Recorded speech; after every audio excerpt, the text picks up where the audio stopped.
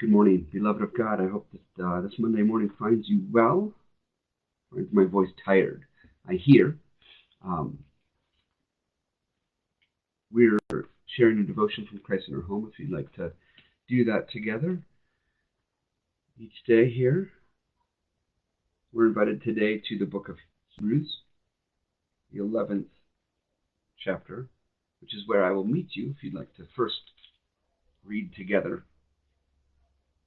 And we'll share that devotion from our devotion writer through our partners in ministry at Augsburg Fortress.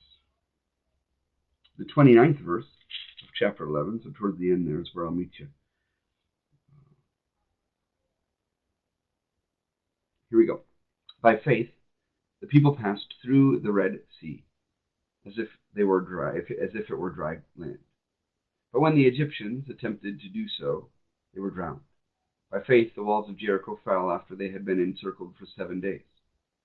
By faith, Rahab the prostitute did not perish with those who were disobedient because she had received the spies in peace. Now, all that refers to the Old Testament text assigned for today and the Monday in the lectionary. So if you want to read that from Joshua, that's in Joshua 6, beginning of Joshua 6. And what more could we say? For time would fail me to tell you of Gideon, Barak, Samson, Jephthah, of David and Samuel and the prophets, who through faith conquered kingdoms, administered justice, obtained promises, shut the mouths of lions, quenched raging fire, escaped the edge of the sword, won strength out of weakness, became mighty in war, put foreign armies to flight. Women received their dead by resurrection. Others were tortured, refusing to accept release in order to obtain a better resurrection. Others suffered mocking and flogging, and even chains and imprisonment. They were stoned to death. They were sawn in two. They were killed by the sword. They went about in skins of sheep and goats, destitute, persecuted, tormented, fun stuff, of whom the world was not worthy. They wandered in deserts and mountains, and in caves and holes in the ground. Yet all these, though they were commended for their faith, did not receive what was promised, since God had provided something better, so that they would not, apart from us, be made perfect. Therefore, since we are surrounded so great a cloud of witnesses, let us also lay aside every weight, and the sin that clings so closely, and let us run with perseverance the race that is set before us, looking to Jesus, the pioneer and perfecter of our faith, who for the sake of the joy that was set before him endured the cross, disregarding its shame, and has taken his seat at the right hand of the throne of God. Run Your Race is the title of our devotion from Christ in Our Home. If you want to continue reading together and sharing this time of devotion, it invites our focus to that first verse of chapter 12 there. Let us run with perseverance the race that is set before us. I'm continually learning that we each have a different life race to run. My son is starting to learn this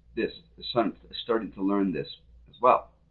He'll ask me why one friend gets ice cream daily, or why another has a coveted Nintendo Switch and a house twice as big as ours. Different parents have different rules, I reply, and on a model faith day, God's given us everything we need. In the lens of Hebrew 12, perhaps their family's race seems easier to run.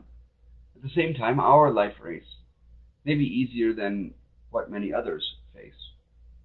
Today's reading presents stories of people who persevered in faith despite obstacles in the race set before them. Some encountered miracles that eliminated challenges. Others ran a rugged race. What unites them, the narrator says, is their trust in God. Admittedly, some days I covet my more affluent neighbor's lifestyle. Then again, I have no idea what obstacles they grapple with. I know God has given my family and yours a variety of gifts and circumstances to steward in our own races. What a joy to run, knowing that Jesus has secured the final victory for us. A prayer to pray today. God, make me sure of the final victory through Jesus. Amen. And as this day unfolds before you, be invited to continue in prayer for those experiencing financial burdens. Lift up as you continue to bear God's grace God's love and forgiveness in the world. God be with you, friends.